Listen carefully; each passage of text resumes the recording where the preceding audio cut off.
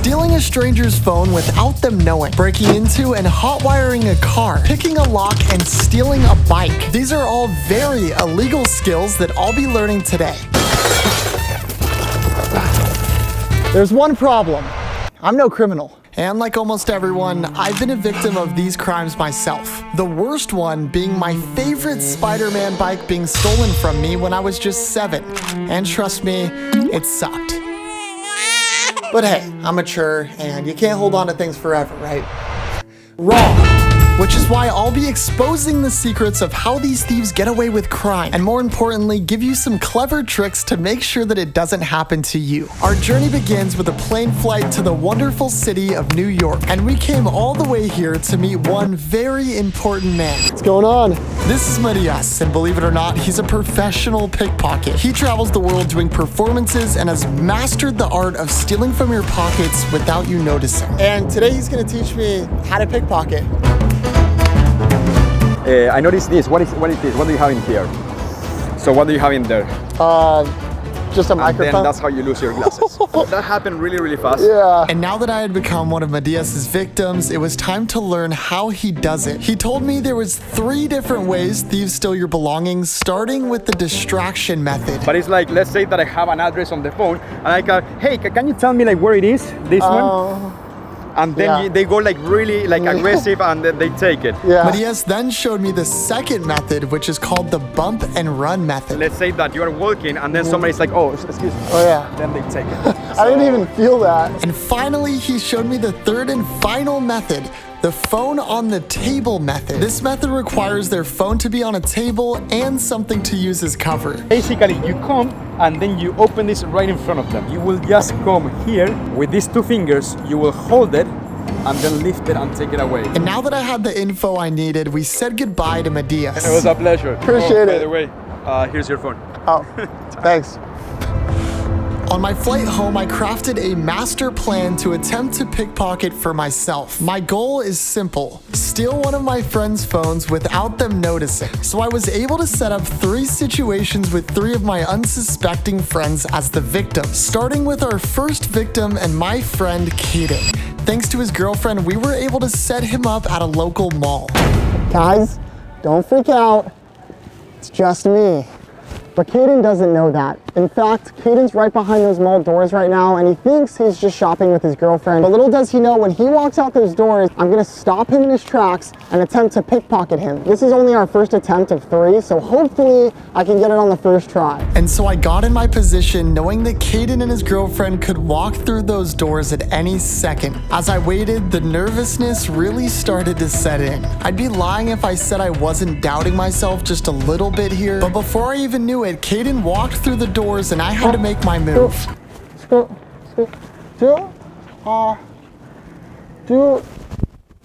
this? Do you know? Sorry, I can't. I'm really hungry. I gotta Do you go. know?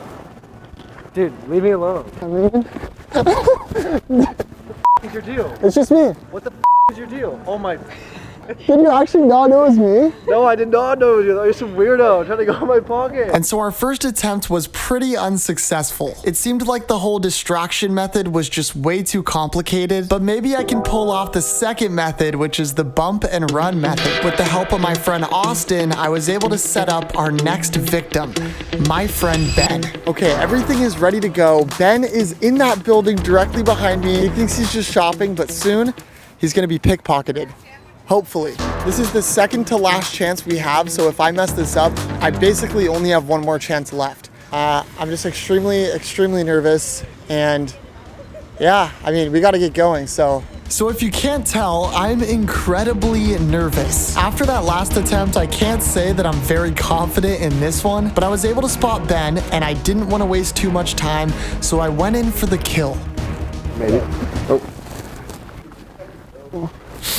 Yeah, that's embarrassing. So apparently Ben's left-handed, which means his phone is in his left pocket.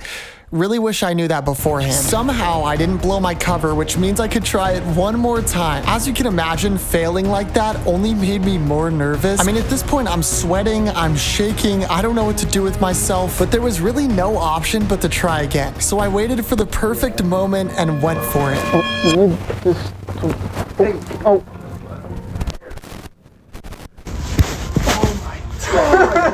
Dude, my heart was like... Dude, my heart was racing, bro. I have literally one more situation set up, and if it fails, I don't know what we're gonna do. Thanks for being a part. And once again, I was going home a failure. I only have one more chance to pull this off, so I'm hoping that this last method is actually doable. The method is the phone on the table method. So I did some scheming with my buddy Grant, and he agreed to help us set up my close friend Kellen. For this to work, we had to set him up at a local restaurant. The hope is that he puts his phone on the table while he's eating, and I can go in for the kill. I got a little bit crafty and created a sign that I'd be using to cover the phone while I steal it, just like Medea's taught me. We drove to the restaurant and I put on my disguise for the very last time. Yeah, nerves are at an all-time high. I feel like the chances of me pulling this off are just kind of low. Okay, Grant just texted me. Grant's picking up Kellen right now, so they're gonna be here in 5 minutes. And so I quickly got in my position and hid behind the restaurant. Just a few minutes later, Kellen arrived, but that's when I realized a huge problem. Kellen brought along his friend who wasn't in on the plan, which meant I'd have to be extra slick to make sure he doesn't notice me stealing the phone. I anxiously waited for Kellen while he was eating, and just like I hoped, he put the phone down on the table. The phone is on the table. You literally can't make this up.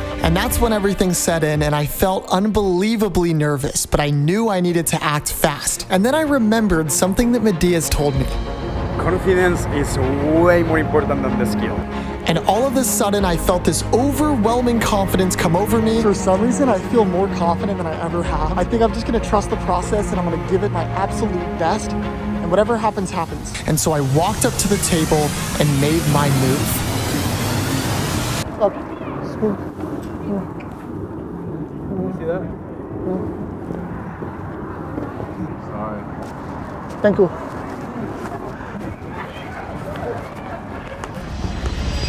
I got the phone! I got the phone! Oh my god, I got the phone! Dude, holy crap. I'm getting out of there. Holy crap. I did it! I did it! You have no idea! I got it! I got it! This right here is Kellen's phone. I'm shaking. I think I'm just gonna wait here and see if he notices. And it didn't take long for Kellen to notice. As you can see, he was frantically running around the entire restaurant looking for his phone. As hilarious as this is, I felt the need to go give it back. Yeah! I was like, that's the craziest interaction I've ever had. Did you grab it from my pocket? No, it was on the sitting? table. Okay. And just like that, we completed our goal and successfully stole a phone just like the thieves. I actually learned some tips along the way to stay protected from phone thieves in the wild. It sounds kind of obvious, but it is important to stay alert and keep your phone in tight pockets. And especially don't put it out on a table. But in the instance your phone does get stolen, you can enable this setting that prevents the thief from stealing your information. Other than that, if you go to an event, you should just leave your phone in the car. Or should you? Because for just 20 bucks, these can buy this on Amazon, which should allow me to do this. Oh my gosh. And then I can kind of just, and now your phone's mine. Holy crap, that was sick. Dude, my aura just went up so many points. There's another way thieves will break into your car that requires no glass breaking whatsoever. It just requires way more skill. I'm gonna see if I can learn how to do it. And it's done by using this simple little kit found on Amazon. Look, I barely know how to use a screwdriver, but apparently this is pretty simple. So to my understanding, I'm supposed to put this red pointy thing right in here and kind of just jam it in. Kind of like, did I break it? It's the other way. Oh, it's the other way. So you just kind of nudge it right in there. Okay, now I have leverage. Now I'm supposed to take these black airbags and kind of just shove them into the door. And then I'm gonna do the same exact thing with this other bag, but I'm just gonna put it at the top here. And I kind of just pump air into it. And then I'm gonna use this tool here. I should be able to just shove this into the crack and unlock the car. So I'm just jamming this in. Oh, it's in, it's going. If I can get it at the right angle, I should be able to pull up on this lock here and it should unlock. It's actually really hard to get it where you want it to go. It's on the lock, dude. I just have to pull up. No, I lost it. Oh, I'm close, I'm close, I'm close. Dude.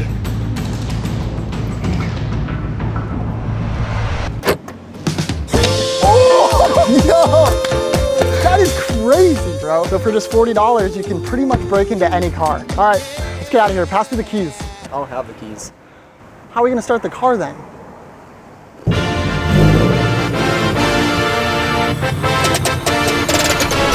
This has is my good friend Ren. He's a childhood friend of mine, and if there's one thing you should know about him, he loves cars. And he's gonna teach me how to hotwire a car. Just don't ask him how he learned how to do it. So your task is to teach me, a complete noob, how to steal this vehicle? All right, well, I mean, it's a Honda. It's pretty basic, so all you're gonna need is a nice contraption like this called a slide hammer and a screwdriver. All you're gonna need to do is take this slide hammer here, shove it into the ignition. Right where you normally put the key, you're gonna put this handle and wedge here, and you're gonna twist it in there. Screwdriver is your... Hopefully I can pull this off. Yeah, I'll be honest, I pretty much had no idea what Ren was talking about, but basically, I should be able to just screw in that thingamajigger, pop out the ignition, and start the car with a screwdriver without ever needing the keys. And if it fails and it doesn't start, I don't know what we're gonna do with the car. This is probably the dumbest thing we've ever done on this channel. So please subscribe. We're trying to hit 1 million subscribers before the end of the year. We're coming up on 500,000 subscribers. Like, holy crap, you truly have changed my life. And thank you guys so much. Let's get to 1 million subscribers. And yeah, I'm gonna hotwire this car now. Let's do it. All right, Ren. Oh my God. Ready? Yeah, put it in there. Here we go, guys. So I basically had to screw this thing into the ignition as deep as I possibly could. That's going in. The problem is that once you do this one time, it kind of destroys the ignition. So we basically have one shot at this. I hope this works. 3, 2, 1.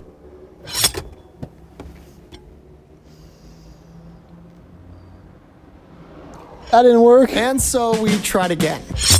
And again.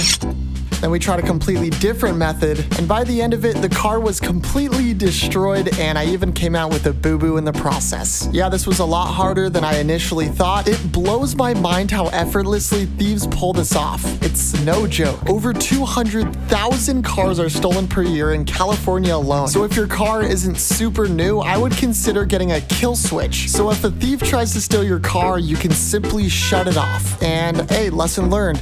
Don't hotwire a car, kids. We had to get the car towed.